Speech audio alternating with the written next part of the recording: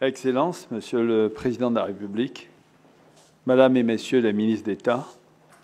Monsieur le ministre, secrétaire général de la Présidence de la République, Messieurs les ministres auprès du Président de la République, Mesdames et Messieurs les ministres, Monsieur le ministre délégué, Madame et Messieurs les secrétaires d'État, Madame le secrétaire général du gouvernement, Mesdames et Messieurs. Excellences, Monsieur le Président de la République, c'est animé d'une joie sincère que l'équipe gouvernementale que j'ai l'honneur de conduire se rassemble ce matin autour de vous à ce premier Conseil des ministres de l'année consacré aux échanges de vœux traditionnels. Permettez-moi ainsi, Excellence, Monsieur le Président de la République, de vous adresser au nom du gouvernement et en mon nom propre nos vœux les meilleurs pour cette année 2022. Des vœux de santé, de paix, de bonheur pour vous, votre épouse, Madame la Première Dame Dominique Ouattara, ainsi que pour toute votre famille et tous vos proches. Que le Dieu Tout-Puissant puisse continuer de vous accorder sa faveur et sa protection pour l'œuvre de développement économique que vous accomplissez à la tête de notre chère patrie, la Côte d'Ivoire. Excellence, Monsieur le Président de la République, après la perte douloureuse du Premier ministre Amadou Gon Coulibaly en 2020, l'année qui vient de s'achever fut marquée par une autre soudaine et dure épreuve, pour vous-même, comme pour nous tous, avec la perte du Premier ministre Ahmed Bakayoko le 10 mars dernier. Je veux ici saluer la mémoire de nos frères, ces serviteurs talentueux de l'État et de la nation, engagés à vos côtés pour servir la Côte d'Ivoire et les Ivoiriens. Ils continuent chaque jour de guider nos pas, nous obligeant à nous dépasser pour honorer leurs efforts. Excellence, Monsieur le Président de la République, après la tenue d'élections législatives historiques par leur inclusion, leur pluralisme et leur transparence, le 6 mars 2021, l'équipe gouvernementale formée sous votre haute autorité a amorcé la mise en œuvre de la vision 2030 que votre programme de société, la Côte d'Ivoire solidaire, plébiscité par les Ivoiriens lors des dernières élections, fut mise en œuvre. En dépit de la conjoncture budgétaire difficile des 2 dernières années, due principalement à la gestion de la pandémie, nous avons su maintenir les grands équilibres macroéconomiques et budgétaires. L'action du gouvernement a été soutenue par des réformes ambitieuses, multisectorielles. Elles ont touché les infrastructures sociales essentielles, la santé, l'éducation, la formation, mais aussi le transport et l'urbanisme, le logement, le renforcement du dialogue avec le secteur privé, le développement des ressources animales et halieutiques et l'adoption en Conseil des ministres du projet de loi portant création et organisation du pôle pénal économique et financier et des 3 derniers projets de loi qui parachèvent la réforme du Code de la famille. Elles n'ont pas oublié enfin l'avenir avec la nouvelle politique forestière, l'innovation et l'économie numérique, la culture et les industries créatives, l'emploi des jeunes et l'autonomisation des femmes. Excellence, Monsieur le Président de la République, au cours de l'année écoulée, vos orientations éclairées et votre soutien constant ont également permis au gouvernement de traverser des périodes exigeantes en faisant face aux crises qui pouvaient se présenter, en y apportant du mieux possible des réponses adaptées et réactives. Je veux ici mentionner la gestion de la crise sanitaire avec l'accélération constante de la vaccination qui permet à la Côte d'Ivoire de présenter aujourd'hui l'un des meilleurs taux de vaccination de la sous-région, un succès qu'il nous faut encore amplifier face aux menaces des nouveaux variants tout en poursuivant le respect strict des gestes barrières. La crise de l'électricité, qui a pu être surmontée en préservant un équilibre entre la desserte des ménages, des entreprises et la demande extérieure, tout en opérant le renforcement de nos capacités de production, tant structurelles que d'urgence. L'eau potable, avec les efforts entrepris pour la desserte de plusieurs points critiques dans les sous-quartiers d'Abidjan et à l'intérieur du pays. L'assainissement, avec les efforts également entrepris pour prévenir les risques d'inondation et de glissement de terrain.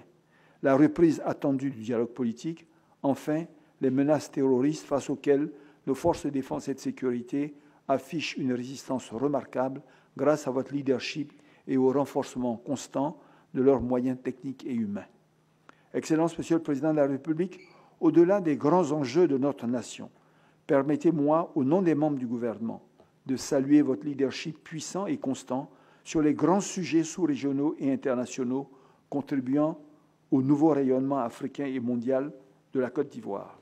En guise d'illustration, Je voudrais rappeler votre plaidoyer à l'occasion de la 20e reconstitution des fonds de l'Association internationale de développement IDA, de la Banque mondiale, qui vient d'être bouclée sur un succès historique de 93 milliards de dollars,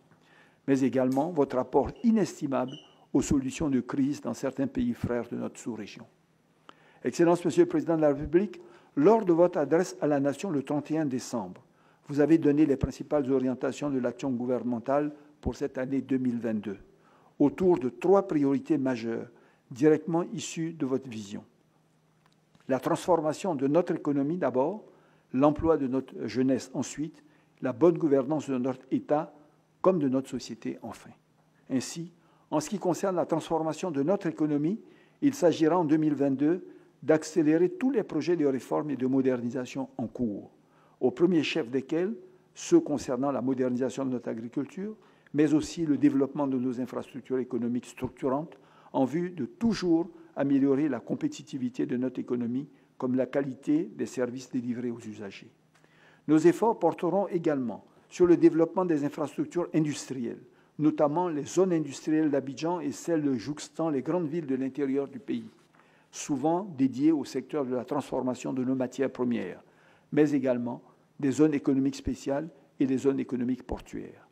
Le développement de ces infrastructures industrielles et les bassins d'emploi puissants qu'elles structureront durablement s'intègrent pleinement dans votre vision d'un développement régional toujours plus équilibré pour la Côte d'Ivoire, permettant de mieux structurer l'espace économique national comme l'aménagement du territoire en promettant à chaque Ivoirien et chaque Ivoirienne une même qualité de vie, quel que soit l'endroit où il naît, grandit et choisit de bâtir son foyer et son destin.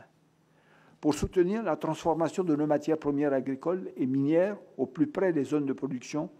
nous veillerons à mettre en place un écosystème adapté et des systèmes publics d'amorçage du secteur privé pour mieux favoriser une dynamique économique locale, créatrice d'emplois pour les jeunes comme pour les femmes. À cet effet, le gouvernement entreprendra les réformes au plan institutionnel, financier et opérationnel en vue de promouvoir et de soutenir les PME nationales via le programme dit des champions nationaux, ainsi que les chaînes de valeur entières parmi des dizaines de secteurs stratégiques identifiés pour le renforcement de notre économie et de ses capacités exportatrices. Parallèlement, l'action du gouvernement tendra à renforcer les bases structurelles de l'activité de production alimentaire, notamment le riz, le maïs, le soja, la banane plantain, les cultures maraîchères et les produits d'élevage. L'objectif stratégique est clair: moderniser l'activité pour gagner en productivité, gagner en compétitivité, gagner en transformation locale, gagner en autosuffisance alimentaire nationale et enfin gagner à l'export. Concernant votre deuxième priorité, l'emploi de notre jeunesse, elle sera au quotidien une préoccupation constante de ce gouvernement, tant elle incarne la bataille la plus stratégique, la plus essentielle au regard de l'intensité de notre croissance démographique, au défi de l'inclusion de notre jeunesse vers l'emploi et une vie décente, et donc, in fine, du caractère durable de notre stabilité nationale comme de notre prospérité commune. L'enjeu de la massification de l'emploi stable est indissociable de nos efforts pour le développement du secteur privé, et en particulier des PME ivoiriennes. À cet effet, nous renforcerons la synergie d'action que nous menons aujourd'hui entre le développement des formations techniques et professionnelles qualifiantes, l'école de la seconde chance, les services civiques nationaux et les mesures favorisant l'entrepreneuriat des jeunes. Par ailleurs, selon votre demande, le deuxième programme social du gouvernement, prévu pour durer 3 ans jusqu'à fin 2004, sera déployé sur l'ensemble du territoire national afin de poursuivre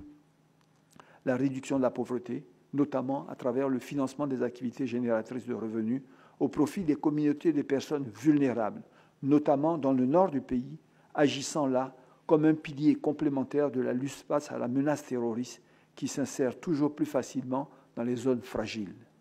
Excellence, Monsieur le Président de la République, votre troisième priorité, la promotion de la bonne gouvernance et la lutte contre la corruption, fut l'objet d'efforts soutenus de la part du gouvernement au cours de l'année écoulée. Tous les ministres et moi-même avons bien noté la clarté et l'exigence de votre ambition et vos instructions pour amplifier en 2022 notre action dans ce domaine clé, où les attentes élevées de nos populations répondent légitimement à la hauteur des vôtres. L'exemplarité et la redevabilité seront donc, plus que jamais, au cœur de l'action administrative. Les contrôles seront poursuivis, leurs recommandations mises en œuvre, La digitalisation de notre administration sera accélérée pour faciliter et rendre plus efficients les services aux citoyens et accroître les revenus de l'État. Nous veillerons à ce que la célérité, la rigueur, la discipline dans la gestion guident la mise en œuvre des programmes de travail au niveau de chaque département ministériel. La recherche d'une meilleure performance opérationnelle, en particulier en termes de capacité et taux d'engagement et de décaissement des crédits budgétaires, fera l'objet de notre attention constante. Excellence, Monsieur le Président de la République, le gouvernement a clairement compris le cap que vous avez bien voulu fixer lors de votre adresse à la Nation pour une action administrative de qualité en réponse aux attentes légitimes de nos concitoyens. C'est au nom de chacune et de chacun des membres du gouvernement ici présents que je veux m'engager à ne ménager aucun effort en vue de mener avec dévouement, rigueur et efficacité ces actions stratégiques pour la bonne marche en avant de notre nation et la pleine réalisation de vos ambitions.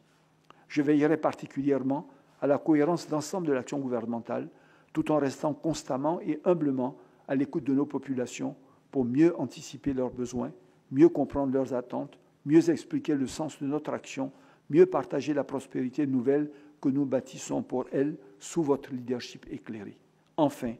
pour continuer à faire grandir notre climat de concorde civile et de paix, les avancées démocratiques que vous avez su construire, la 5e phase du dialogue politique que nous avons lancé, selon vos vœux, sera poursuivie. Excellence, Monsieur le Président de la République, je ne saurais terminer mon propos sans vous traduire à nouveau les vœux et les prières de chacune et de chacun des membres du gouvernement. Que l'Éternel, dans son infinie miséricorde, puisse, en 2022, comme depuis une décennie, vous assister, vous protéger, vous éclairer, vous inspirer, pour qu'avec vous, la Côte d'Ivoire continue de grandir et les Ivoiriens de mieux vivre. Je vous remercie.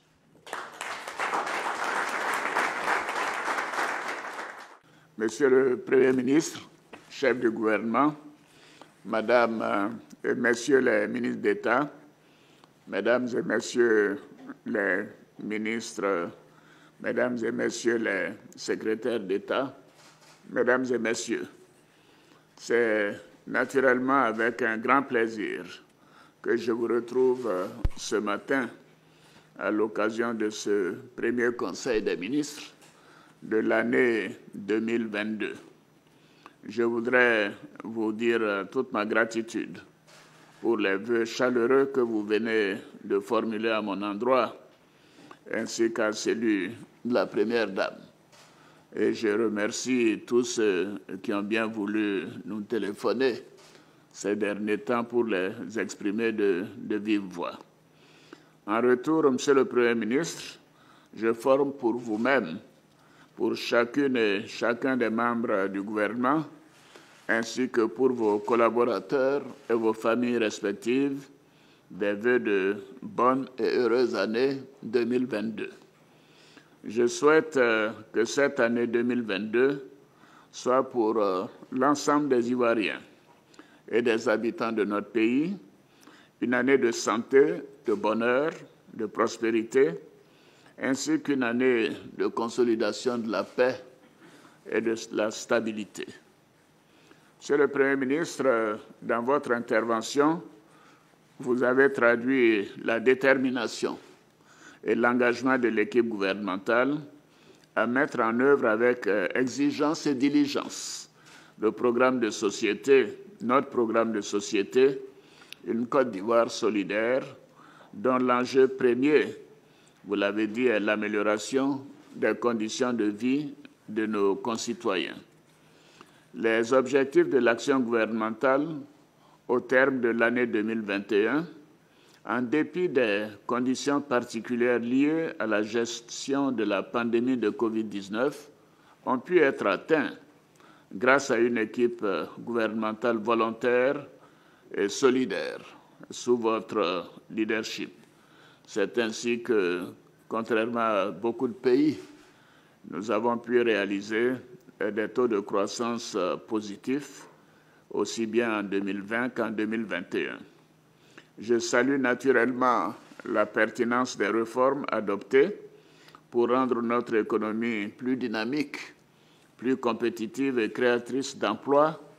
afin de mieux répondre aux attentes de nos populations. C'est pourquoi, Monsieur le Premier ministre, je voudrais vous féliciter pour votre engagement constant dans votre mission, ainsi que pour votre attachement aux résultats de l'action gouvernementale. Je vous encourage bien naturellement à poursuivre sur cette voie.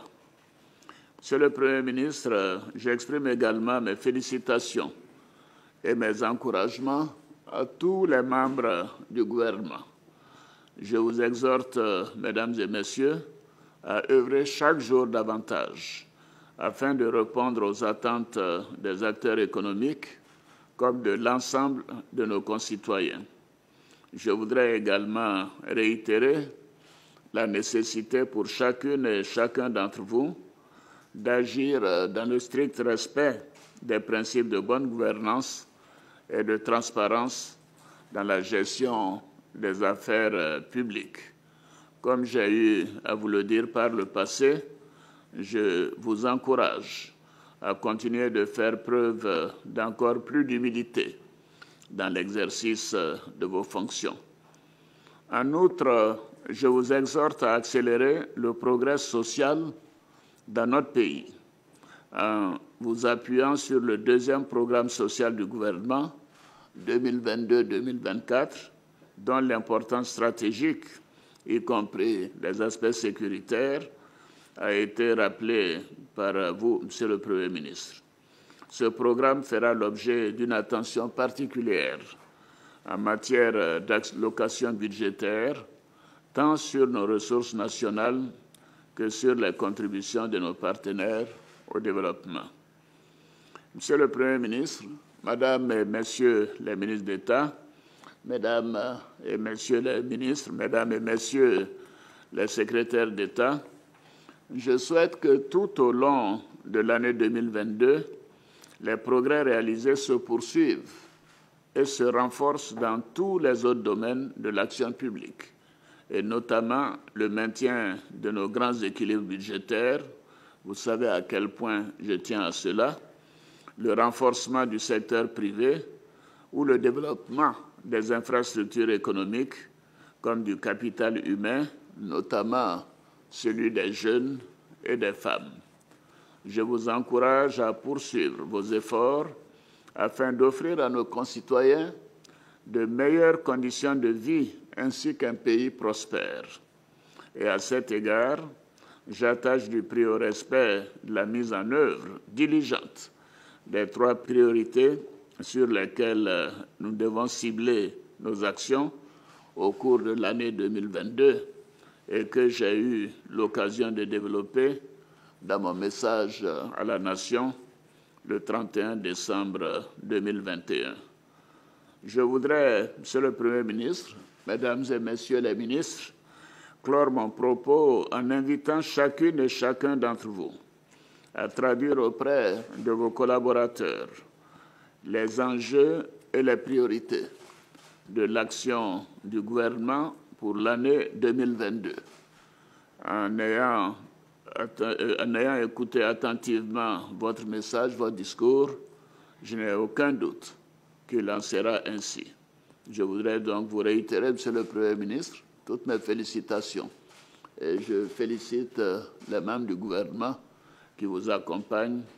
avec dévouement et avec beaucoup de persévérance. Je voudrais donc terminer en vous souhaitant bonne et heureuse année. À vous d'abord, Monsieur le Premier ministre, à chacune et chacun de vous, Mesdames et Messieurs, et à vos familles respectives et bien sûr à tous nos concitoyens. Bonne et heureuse année, je vous remercie.